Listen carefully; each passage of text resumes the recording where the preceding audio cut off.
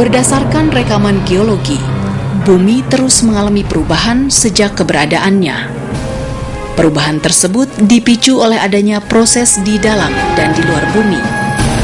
Seiring berjalannya waktu, kondisi alam terus berubah dan beberapa abad terakhir ini, perubahan iklim sangat cepat. Disadari atau tidak, kondisi bumi kian memburuk dan akan semakin memburuk.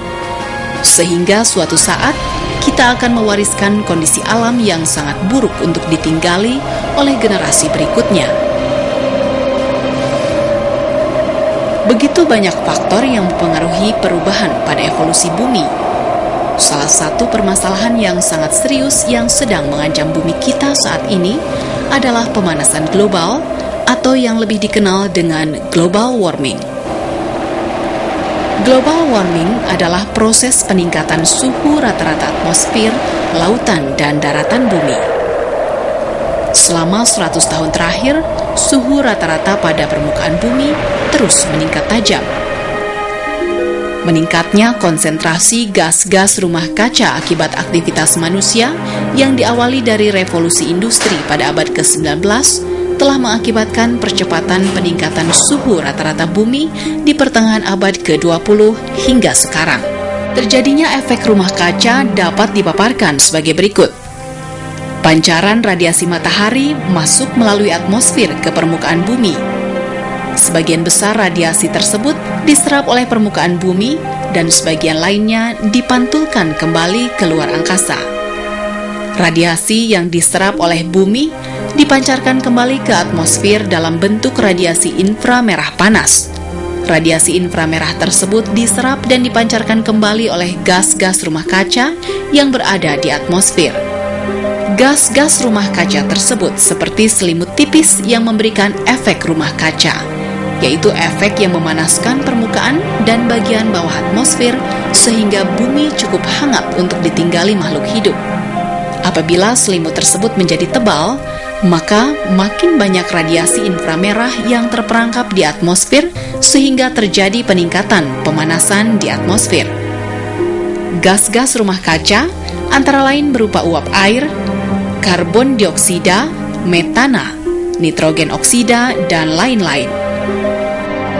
Meningkatnya aktivitas manusia yang mengeluarkan gas rumah kaca dan seiring dengan bertambahnya jumlah penduduk di seluruh dunia menyebabkan percepatan peningkatan jumlah gas rumah kaca di atmosfer.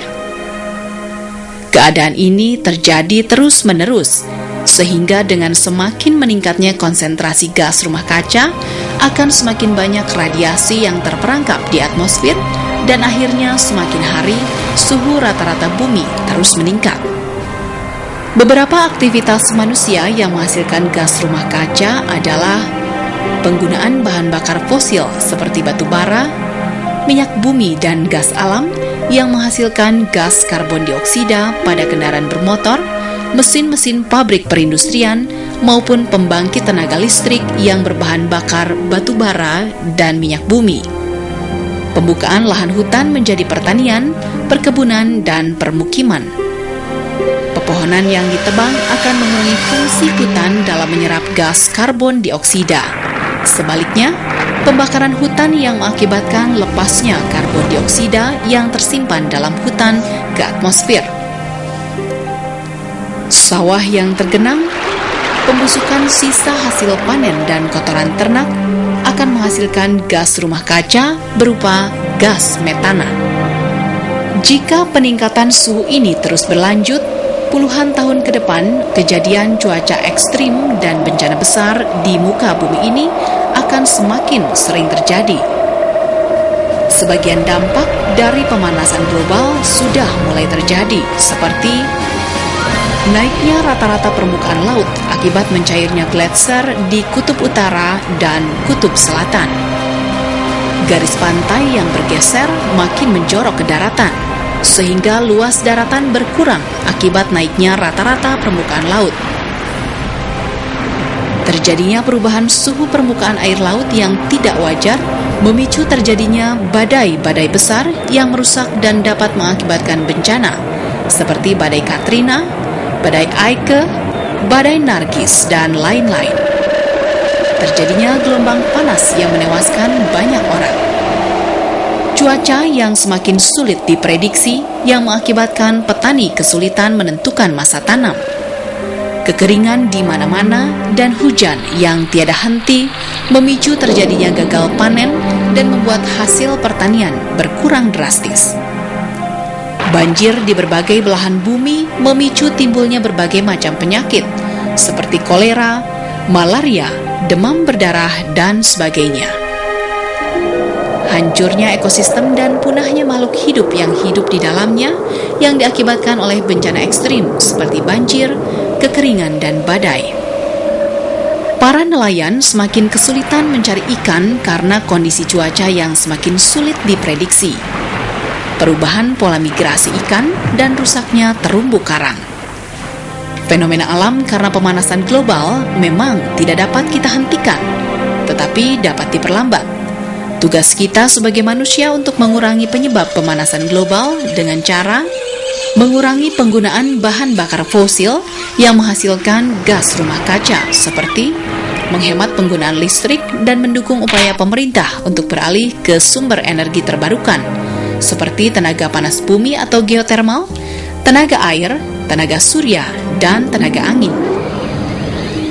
Mengurangi penggunaan kendaraan pribadi dengan menggunakan transportasi publik atau mempraktekkan carpooling dengan mengajak rekan-rekan sejurusan menumpang di mobil Anda dan beralih kepada kendaraan ramah lingkungan. Menanam pepohonan di sekitar lingkungan kita dan menghijaukan rumah sendiri dengan tanaman. Mendukung upaya merehabilitasi terumbu karang dengan menjaga lingkungan di sekitar tumbuhnya terumbu karang, melakukan penghematan kertas dan tisu yang bahan bakunya berasal dari kayu dengan mengurangi pencetakan di atas kertas, memanfaatkan kedua sisi kertas, dan memastikan kertas bekas kita didaur ulang.